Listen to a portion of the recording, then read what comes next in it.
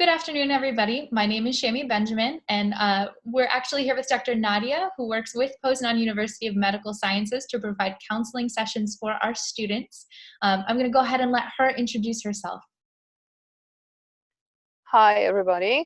My name is Nadia Kruszyńska. I'm a clinical psychologist and psychotherapist. I work at the family medicine department. You can meet me at Kruszyńskiego Hospital in classes, but I also consult PUMS students. Perfect. So in addition to working at the clinic, and you said that you consult with students, do you want to let us know a little bit about your history with the university and your role here with the students? Okay. I started my journey with the university quite a while ago. When I graduated from my university, I was a young psychologist, and I was always interested in the connection of psyche and soma.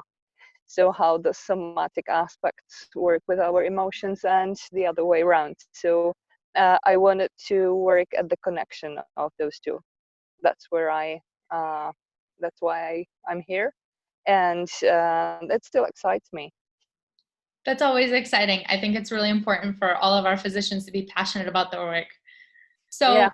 I know we were talking a little bit before this call, but we were talking mostly about some of the services our school offers to students in need of counseling sessions. And so I know you had mentioned that as students, we actually have access to 20 counseling sessions.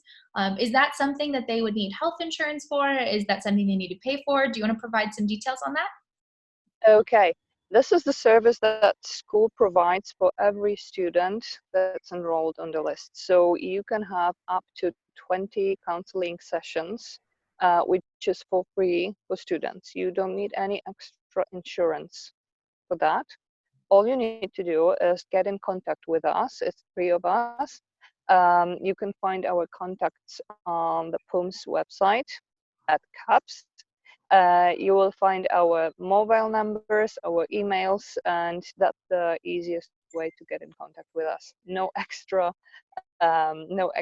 requirements. Okay, perfect. So if they can just reach out to you, and we're going to make sure to include the contact information for yourself and your 2 colleagues in this video and its contents.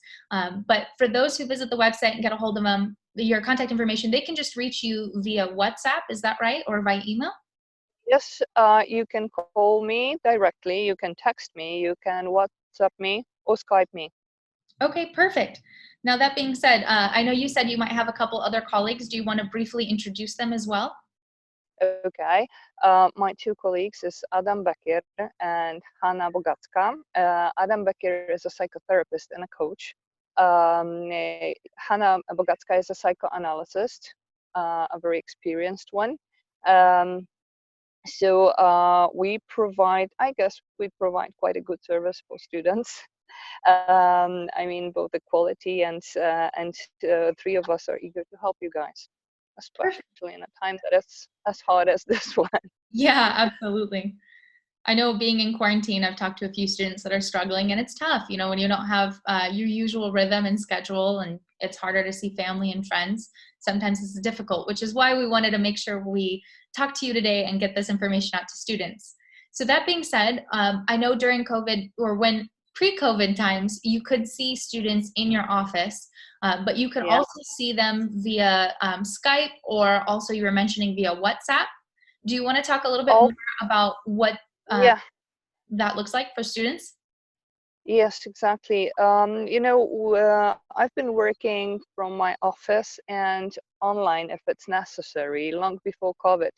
Now, all 3 of us work remotely because there is no other way. But it doesn't matter where you are. Actually, you can be in Australia or in Poland. The only difficulty will be a time change, Yeah. time zone. But you can reach out to us, and we will make an appointment and talk to you via Skype or WhatsApp. For Okay. now, Hanna works via Hangouts. Adam Skype and WhatsApp, and what I know that we will, at least I will soon start working via Zoom as well. Okay, perfect. So that's really convenient for students. And it's nice that you said that because I know a lot of students are back in Canada with their families or in the US. So realistically, all they have to do is be a little bit more communicative about what time they want to see you, knowing that the time difference exists. And then also, if they're flexible, either yourself or one of your two colleagues can see them pretty much. It's flexible as to which time. You just have to get in touch and ask. The thing is that we, all three of us, we cover all week from early morning hours till evening hours. I work most from in the afternoons and the evenings. Hanna works on Mondays, Tuesdays, Wednesdays. Adam has a quite flexible schedule. So if you need a consult, if you need to get in contact, one of us will find, at least one of us will find an opening for you. If the thing, like there's one exemption, if Mhm. you feel like the crisis is really serious, if you really can't stand it any hour longer, Mhm. please call at any time of the day That's really and we amazing. will find an appointment for you. The time is really serious, and I have an experience of students going into deep crises before, and we found a solution immediately, right? So that's what we're gonna do this time if it's necessary. That's really amazing. Honestly, to have that kind of support of students is important, which is why we wanted to get this out, right? That's fabulous. So, just And that's what I want you. That's what I'm really grateful that you pay attention to that, because I want to make sure that every student is well informed about this. absolutely. So, two other quick questions, and then I think we'll get close to wrapping this up just to keep it nice and brief. But right now, with the quarantine, what recommendations do you have just generally for students who are in isolation right now? Mm. Um, when I work with PUMS students and with my other patients, what I see is that we all look for some ways to cope with this difficult time right now. Mhm. The rule is that if it gets really rough, as it is, we reach out for our defense mechanisms that are, mm, in some cases, hardcore, which means that you feel better, but you pay a lot for that, Yeah. right? The costs rise. So, also, I know we were talking about this before as well, but when it comes to students seeking out counseling services, sometimes the preconceived notion is that they're weak because they need assistance during this time, or that means that they're struggling. Do you have any thoughts on that that you'd like to share? Yes, I do. In fact, I do, because lots of students, when they come for the first time, they share this dilemma that you just described, and we discuss it. And afterwards, it seems like it's not a big of a deal.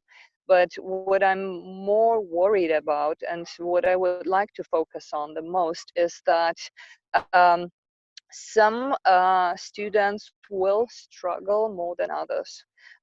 Some students have more difficult history than others. And the crisis, it affects all of us on different levels. Hmm. There might be a risk of some suicidal thoughts, ideations, or even attempts among students, as it is in the population right now. Yeah. So I would really want you guys to be aware when you listen to your friends, when you speak to your colleagues, when you notice any signs that trouble you, or that make you think about such an idea, that someone gives you hints or speaks about those ideations. Don't leave it like that. Call us if you have dilemmas about it. If you have questions, call the dean's office. Um, it's um, it's unfortunately, it's the thing that happens during such crises, that when we self-isolate, the self-isolation used to be the worst kind of punishment, the rejection and so on, that used to be understood as a punishment. So this is difficult for most of us. Yeah. Some of you managed to go back to your families and reunited with your close ones, while others have no such support group. Wherever you go, some of you had to stay here for the sake of your relatives. So I understand how difficult it is for you guys. But I also realized that we approach this crisis situation a little bit like we approach the dentist. Yeah.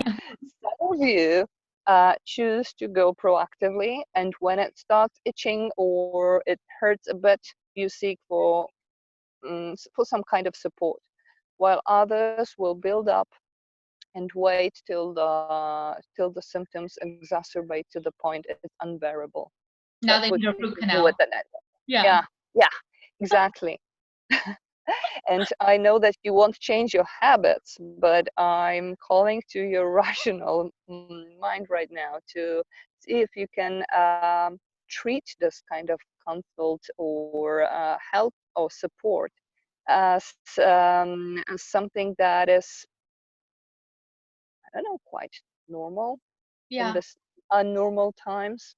Yeah, absolutely. What I, yeah, what I think and what I believe in is that both doctors, all health support, health professionals, so it includes you as future doctors, future dentists. I'm a psychotherapist, so I'm also in a helping business. So I know that we are used to help others. We don't pay as much attention to ourselves as we do to others. The problem is that we need to um, make sure that we are in a good mental condition. Otherwise, we cannot provide any help to other people later on. And in these times, you are also models for your future patients, right? Yeah. What we discussed before is that when you go hiking, when you go on a trip, when you do sports, you don't feel ashamed to have your equipment prepared in the best possible way. You don't feel ashamed to go to a workshop to have your bike done, Exactly. but we feel ashamed to go to go and see a psychologist, psychiatrist, or psychotherapist. While it's us, it's our personality, we are our personal equipment in work. So that's why I don't find it shameful. But on I the other level, the time is just too hard, and it's okay to find any possible support. I think that's honestly a really great reminder for students during this time is just to realistically change their viewpoint on what these counseling sessions might be, that this is more preventative and this is something that can help them take care of themselves mentally so that they can be the best version of themselves to take care of others or to focus better and study and be productive during this time too. So, Exactly. So that's how I understand our service. We start from the level of a pit stop, mhm, where you do the necessary support to an opening or a beginning of a deep therapy that some students decide, and they learn how fruitful, productive, and how exciting that can also be. that is awesome. So, for everyone who's listening, you've heard it. You definitely want to take advantage of these services that our school is offering through the CAPS program. Is there anything, Dr. Nadia, I really appreciate you taking the time to introduce yourself and your services. Is there anything else you want to add or say to the students before we wrap up? Ah, you know, some people want to hear that it's going to be all fine, that it's going to be okay. I don't know how it's going to be. It's going to be different. And Mhm. it's going to be rough before we get into surface and find some normality, Yeah, right? But on the way, we can be together. We can stay connected. And this is important. The humanity, relations, and connections that we've built so far and that are worth to maintain. that's awesome. I think that's really important. And you know what? We're so blessed to have technology to be able to do this and utilize services like this and stay connected even through social distancing. So, Exactly. well, thank you so much, Dr. Nadia. I really appreciate your time, and I'm sure all the other students do as well. Hope you have a wonderful day, and thanks again. Thank you for this work as well. Thank you.